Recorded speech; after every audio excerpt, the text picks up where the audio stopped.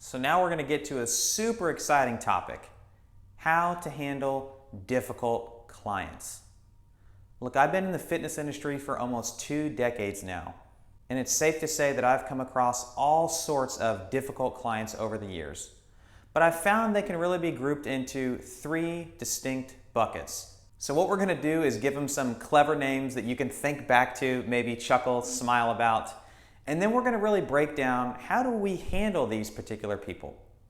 So the first one is what we're going to term the chatty Cathy, otherwise known as the talker. So if you've ever watched one of the coaches at your gym start to talk about what they're going to do that day, and you have the 1 or 2 people that are off to the side, maybe just continuing to chat it up, the question always comes up, how do I deal with these people? Or maybe I'm trying to explain something to the whole group in the middle of the workout, and I've still got a couple of people who are doing their own thing, talking off in the corner. How do we best handle these clients? Well, it's pretty easy with chatty Cathys to me. The first thing that I would do is quietly, maybe after class that day, I would just pull them aside and respectfully ask, like, hey guys, I would really appreciate it if whenever we're doing the talking points that you would pay attention. I know that we have so much that we can teach you. Or maybe if that's not your style or you want to do something a little bit more direct, what I would caution you on is this: how you say things matters more than what you say, within reason. And here's what I mean. If you treat them like they are 8-year-olds and they are being scolded for doing something, you're probably going to end up watching that client walk right out the door of your gym. Okay? But if you can have some fun with it, or if you can simply say, hey guys, I would love it if you would come on over here and pay attention and just give me 2 minutes of your undivided attention, and then you can get right back to doing whatever it is you were doing. Okay? You have to remember that what you want to do is what is best for the majority of your clients and your gym.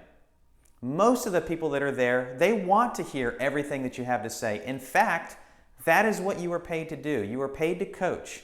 You're not paid to babysit. So again, perhaps you address them personally after class.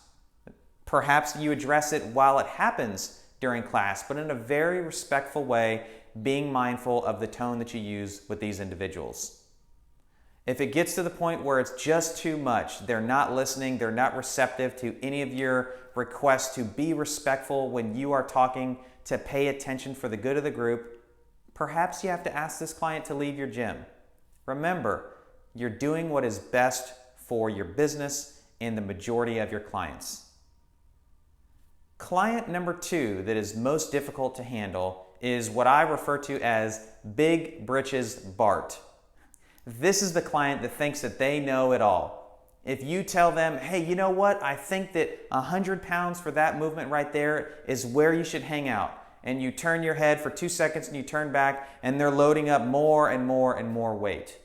Or perhaps you're briefing the workout and you tell them, hey guys, the intention of the workout is this. You're explaining the why, you're connecting it, you're telling them this is how they should be moving, and you know that they should be doing one thing and they turn and do the complete opposite. They know it all. Maybe this is the person that is going around and coaching other clients. Okay?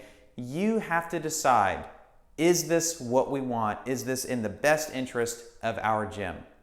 More often than not, what I found with Big Brit's Bart is that they simply need a little bit more education. Maybe you need to take more time to explain to them adequately that what they are doing is not in line with what they said their goals were. You need to help them bridge that gap between where they are and where they want to go. So a lot of times the best solution for Big Brit's Bart, the person who knows it all, is just in you educating them a little bit more in terms of where they're at and where they want to go. How do they best get there? The third client that we're going to talk about is what I call Sly Stallone. And if you are a child of the 80s, you know exactly who I'm talking about. Of course, Sylvester Stallone. But in this case, we're using Sly Stallone to describe the cheater. I gave a speech a couple of years ago at the Two Brain Summit in Chicago, and it was about developing interpersonal professional relationships with your clients. And I had an absolute blast talking to this group of about 100 coaches. And at the end, there was a Q&A portion, and I really didn't believe that there was going to be a whole lot of questions asked about my presentation. So when the hands continued to go up for about 20 minutes, I was floored. I was humbled beyond belief. The question that has stuck with me more than anything, though, is this: how do you deal with cheaters at your gym? I asked some questions, got a little bit more context and detail, and eventually what we found that it boiled down to is this. Some other clients were coming up to coaches and the owners alike and saying, hey, this person or that person, they were going much slower than I was, and yet they found themselves at the top of the leaderboard.